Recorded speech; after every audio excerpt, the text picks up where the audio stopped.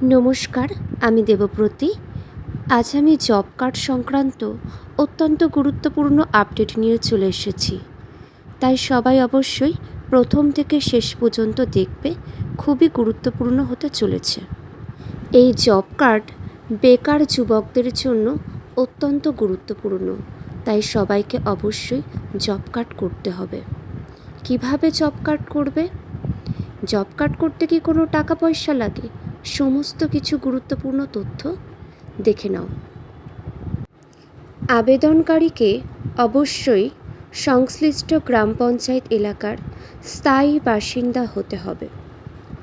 বয়স সীমা: পরিবারের যে সকল প্রাপ্তবয়স্ক সদস্য 18 বছর বা তার বেশি দৈহিক শ্রমে ইচ্ছুক তারা আবেদন করতে পারেন।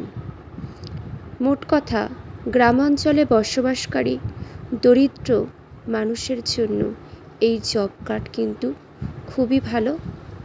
এই জব কার্ডের দ্বারা বহু দরিদ্র মানুষেরা উপকার পায়, কাজ পায়।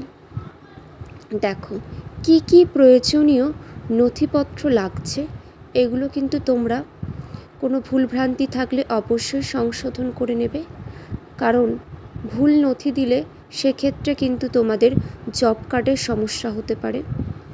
দেখো, আধার কার্ড: সকল প্রাপ্তবয়স্ক সদস্যর আধার কার্ড অবশ্যই লাগবে। রেশন কার্ড, বসবাসের প্রমাণপত্র, ভোটার আইডি কার্ড লাগে, আর আধার লিঙ্ক ব্যাংক পাসবুক। এই সমস্ত ডকুমেন্টসগুলো অবশ্যই কিন্তু তোমরা গুছিয়ে রাখো। জব কার্ডের জন্য তোমাদের এগুলো লাগবে। পাসপোর্ট সাইজের ফটো লাগবে, আর লাগবে মোবাইল নম্বর। আর অনেকের প্রশ্ন ছিল যে কিভাবে জব কার্ডের জন্য আমরা অ্যাপ্লাই করব, সেইগুলো তোমাদের কাছে সহজভাবে তুলে ধরছি, তোমরা দেখে নাও।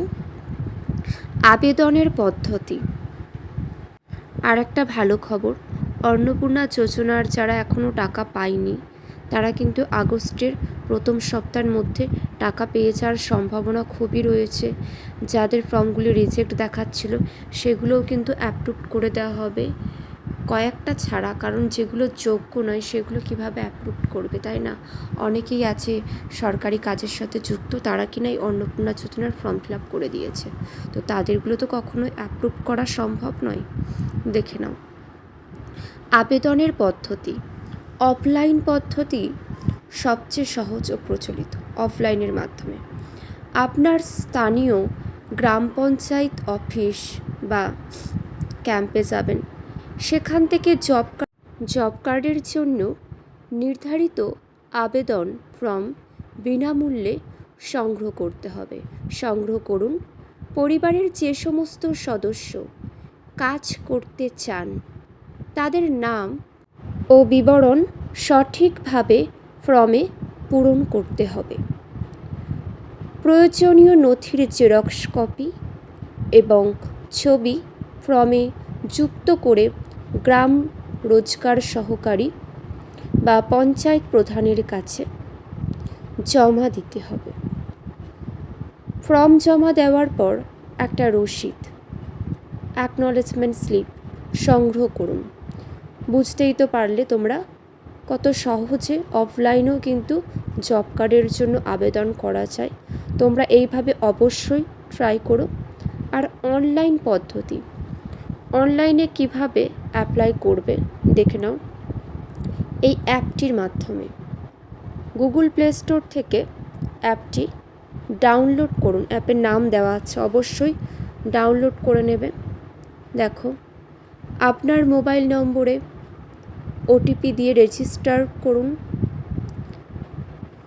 দেখে নাও, সমস্ত তথ্যগুলি দেওয়া আছে, বুঝতেই পারছো।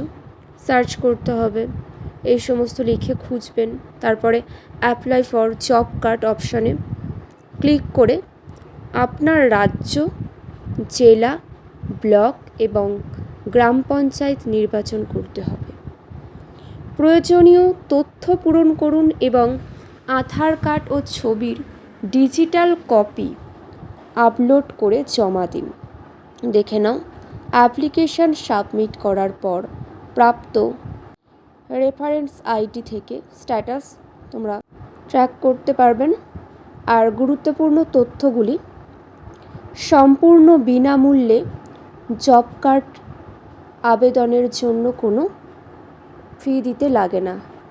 এটা মাথায় রাখবে, জব কার্ডের জন্য কিন্তু সম্পূর্ণ বিনামূল্যেই তোমরা অ্যাপ্লাই করতে পারবে, এক্ষেত্রে কোনো টাকা পয়সা লাগে না। প্রসেসিংয়ের সময় ফর্ম জমা দেওয়ার পর পঞ্চায়েত থেকে যাচাই করে 15 দিনের মধ্যে জব কার্ড ইস্যু করা হয়। ব্যাংক অ্যাকাউন্ট ও আধার, কাজের টাকা সরাসরি অ্যাকাউন্টে পাওয়ার জন্য ব্যাংক অ্যাকাউন্টের সাথে আধার সংযোগ, আধার সিডিং এগুলো কিন্তু থাকা বাধ্যতামূলক। অবশ্যই এগুলো লক্ষ্য করবে। আজ যে তথ্যগুলি তোমাদের কাছে তুলে ধরলাম খুবই গুরুত্বপূর্ণ। যারা জব কার্ড নিতে চাও অবশ্যই অ্যাপ্লাই করে দাও।